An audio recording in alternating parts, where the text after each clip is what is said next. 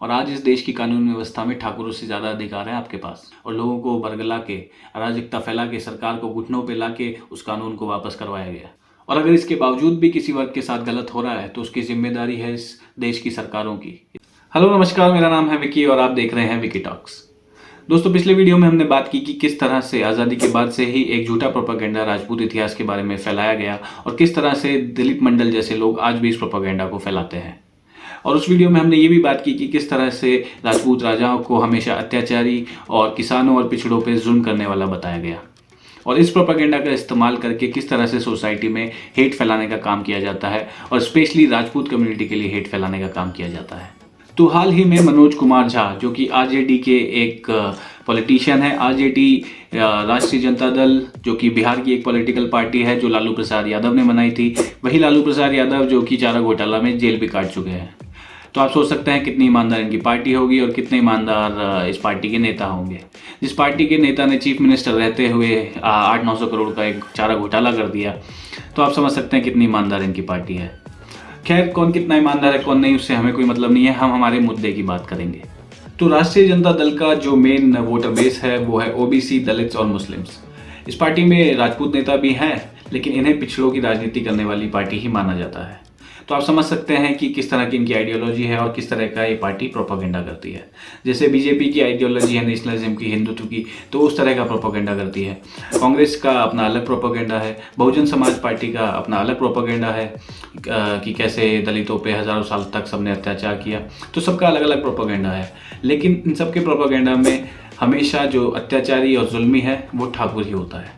हाँ, बिहार का लंबा इतिहास रहा है कास्ट वायलेंस का, और मैं मानता हूँ कि गलत हुआ, लोगों के साथ जाति के आधार पे, धर्म के आधार पे भेदभाव हुआ। लेकिन आज़ादी के 75 साल बाद भी आप अपनी सरकारों की नाकामी को छुपाने के लिए हर चीज़ का ब्लेम ठाकुरों पे डाल देते हैं। तो वही प्रोपेगेंडा इनका कि ठाकुर अत्याचारी थे, जुल्म करते थे, इसी को आगे बढ़ाते हुए मनोज कुमार झा ने एक कविता पढ़ी ओम प्रकाश वाल्मीकि की, जिसका नाम है ठाकुर का कुआं। भाषण ये महिला आरक्षण पर दे रहे थे, लेकिन कविता इन्होंने पढ़ी ठाकुर का कुआं। आप देखिए पहले इन्होंने क्या कहा। मैम चेयरपर्सन, 1 मिनट, एक कविता लेके आया था, उसके पहले गले मिलकर गला ना दबाइए, और ये कविता पढ़ के खत्म करूंगा और जय हिंद बोल दूंगा। ये ओम प्रकाश वाल्मीकि जी का है। इसमें जो प्रतीक हैं वो किसी जाति विशेष के लिए नहीं है, क्योंकि हम सब के अंदर एक ठाकुर है जो न्यायालयों में बैठा हुआ है, विश्वविद्यालयों में बैठा हुआ है, संसद की दहलीज को वो चेक करता है। तो कविता कुछ यूं है: चूल्हा मिट्टी का, मिट्टी तालाब की, तालाब ठाकुर का, भूख रोटी की, रोटी बाजरे की, बाजार खेत का, खेत ठाकुर का, बैल ठाकुर का, हल ठाकुर का, हल की मूठ पर हथेली अपनी, फसल ठाकुर की, कुआं ठाकुर का, पानी ठाकुर का, खेत खलिहान ठाकुर के, गली मोहल्ले ठाकुर के, फिर अपना क्या, गांव, देश, शहर। और मैं फिर से क्लैरिफाई करता हूं, वो ठाकुर मैं भी हूं, वो ठाकुर संसद में है, वो ठाकुर विश्वविद्यालयों में है, वो ठाकुर विधायिका को कंट्रोल करता है। इस ठाकुर को मारो जो हमारे अंदर है। जय हिंद। मैम, इन्होंने कहा कि इसमें जो प्रतीक है वो किसी जाति विशेष के लिए नहीं है, क्योंकि हम सबके अंदर एक ठाकुर है। इनके अंदर भी एक ठाकुर है, संसद में है, विश्वविद्यालय में है, विधायिका को कंट्रोल करता है, और उस ठाकुर को मारो जो हम सबके अंदर है। अब ये बोल रहे थे महिला आरक्षण के ऊपर, लेकिन कविता पढ़ रहे हैं ठाकुर का कुआं। महिला आरक्षण से ठाकुर का कुआं कविता का क्या लेना देना है, मुझे तो समझ नहीं आया।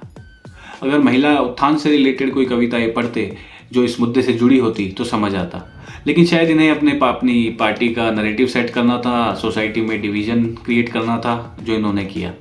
और चलिए मान लेते हैं कि इन्होंने किसी जाति विशेष को टारगेट नहीं किया, लेकिन ये ठाकुर को जुल्म करने वाला और अत्याचार करने वाला तो दर्शा ही रहे हैं, एक बुराई का प्रतीक साबित कर रहे हैं। तभी तो कह रहे हैं कि हमें हमारे अंदर की ठाकुर को मार देना चाहिए।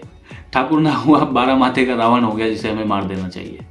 अब ठाकुर कुछ दूसरी जाति के लोग भी एज ए टाइटल यूज़ करते हैं, लेकिन इस प्रोपेगेंडा से टारगेट किया जाता है सिर्फ राजपूतों को। और बिहार की हिस्ट्री रही है कास्ट वायलेंस की, लेकिन क्या इसके लिए सिर्फ राजपूत जिम्मेदार हैं?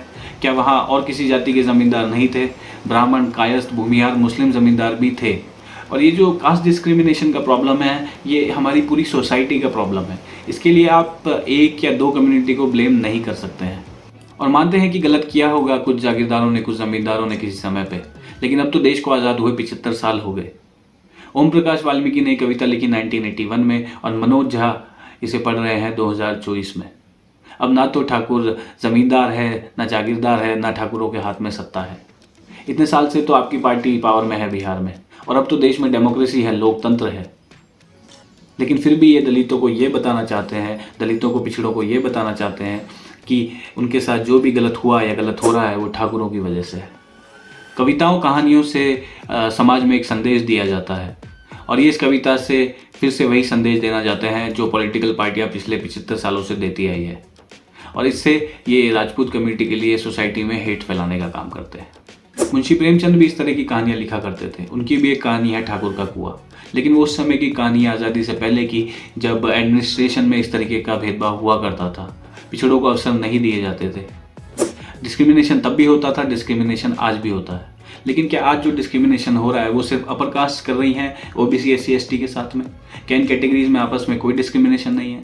दलितों में खुद में आपस में हायर लोअर का डिस्क्रिमिनेशन है। एससी, एसटी में अलग अलग कास्ट आती हैं जो आपस में एक दूसरे को हायर लोअर मानते हैं, जो कि बिल्कुल नहीं होना चाहिए।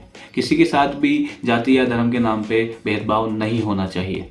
देखिए, कोई भी समझदार इंसान ये नहीं चाहेगा कि किसी के साथ भी जाति या धर्म के आधार पर भेदभाव किया जाए, लेकिन आज 75 साल बाद आज़ादी के इस देश में जब डेमोक्रेसी है, तब भी आप ठाकुरों को टारगेट कर रहे हैं और समाज में उनके खिलाफ नफरत फैलाने का काम कर रहे हैं।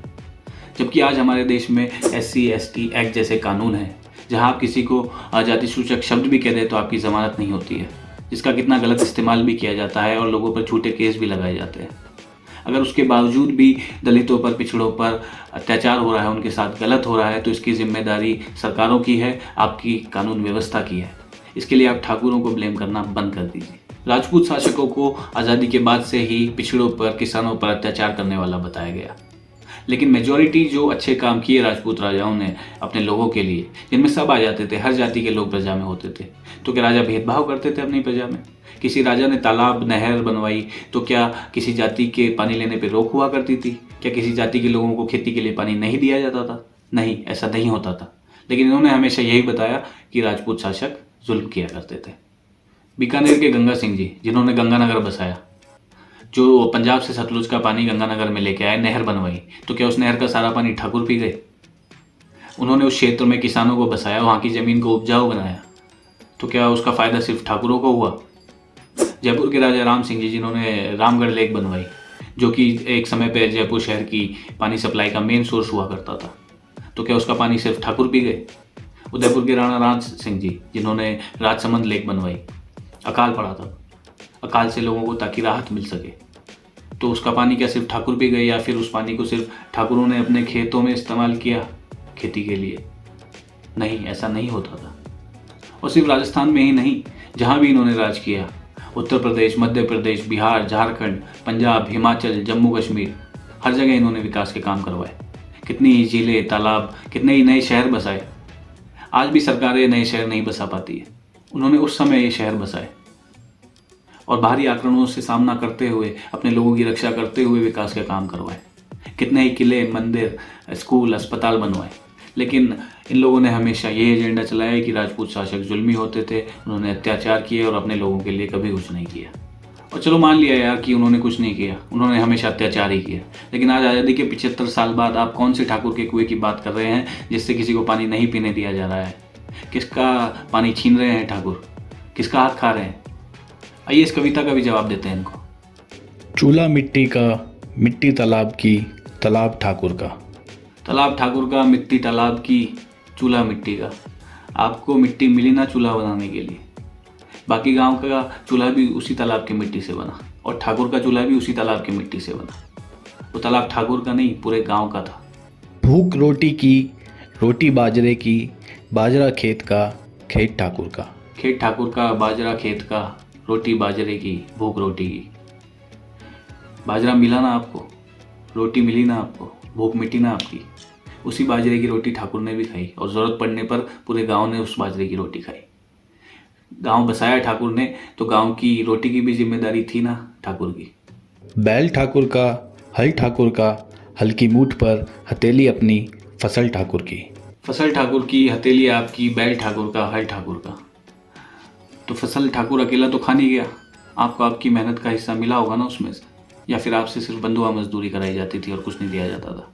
हाँ, अगर बंधुआ मजदूरों के हक में अगर ये कविता कही जाती तो फिर भी जायज़ बात होती, लेकिन जातिगत भेदभाव पे और महिला आरक्षण पे आप इस कविता से क्या कहना चाह रहे हैं पता नहीं। मान लीजिए आज आप रिलायंस में काम करते हैं, तो क्या आप ये कहोगे कि कंपनी अंबानी की, फैक्ट्री अंबानी की, मेहनत अपनी और प्रॉफिट अंबानी का? आपकी मेहनत का हिस्सा मिलेगा ना आपको? कुआं ठाकुर का, पानी ठाकुर का, खेत खलियान ठाकुर के, गली मोहल्ले ठाकुर के, फिर अपना क्या, गांव, शहर, देश। देखो, ना तो ठाकुर का कुआं है जहाँ से पानी पीना आपकी मजबूरी है, ना ही ठाकुर का पानी है, ना ही ठाकुर के खेत खलियान में काम करने की कोई ज़बरदस्ती है आपके साथ में। और जो ठाकुर का है वो ठाकुर का है, जो आपका है वो आपका है। और ये गांव भी आपका है, ये शहर भी आपका है और ये देश भी आपका है। और जितना आपका है उतना ही ठाकुर का भी है। और आज इस देश की कानून व्यवस्था में ठाकुरों से ज़्यादा अधिकार है आपके पास, फिर चाहे वो रिजर्वेशन हो या फिर SC/ST एक्ट हो। तो ये उल्टी गंगा बहाना बंद कर दीजिए और अपने पॉलिटिकल गेन्स के लिए सोसाइटी में नफरत फैलाना बंद कर दीजिए। और क्या आज एक SC/ST इस पोजीशन पे नहीं हो सकता कि वो किसी गरीब ठाकुर के साथ डिस्क्रिमिनेशन करे? सुप्रीम कोर्ट ने ऑर्डर किया SC/ST एक्ट में अमेंड करने के लिए, तो किस तरह से देश में अराजकता फैलाई गई, किस तरह से लोगों को बरगलाया गया कि उनका आरक्षण छीना जा रहा है, और लोगों को बरगला के, अराजकता फैला के, सरकार को घुटनों पे ला के उस कानून को वापस करवाया गया। ये ताकत है आज SC/ST की इस देश में। और अगर इसके बावजूद भी किसी वर्ग के साथ गलत हो रहा है तो उसकी जिम्मेदारी है इस देश की सरकारों की, इस देश की कानून व्यवस्था की, और मनोज झा जी जैसे नेताओं की, भ्रष्टाचारी पॉलिटिकल पार्टियों की। तो आपके अंदर कोई ठाकुर नहीं है जिसको आपको ख़त्म करना है। अगर ख़त्म करना है तो आप अपनी पार्टी के अंदर के भ्रष्टाचारियों को ख़त्म कीजिए और ठाकुरों को ब्लेम करना बंद कर दीजिए। तो आज के लिए इतना ही। वीडियो अगर अच्छा लगा हो तो इसको लाइक कर दीजिएगा, शेयर कर दीजिएगा अपने दोस्तों के साथ, फैमिली के साथ, और चैनल को सब्सक्राइब जरूर कर दीजिएगा और बेल आइकन को दबा दीजिएगा ताकि आने वाली वीडियोज़ की अपडेट आपको मिल जाए। Thank you so much for watching. धन्यवाद।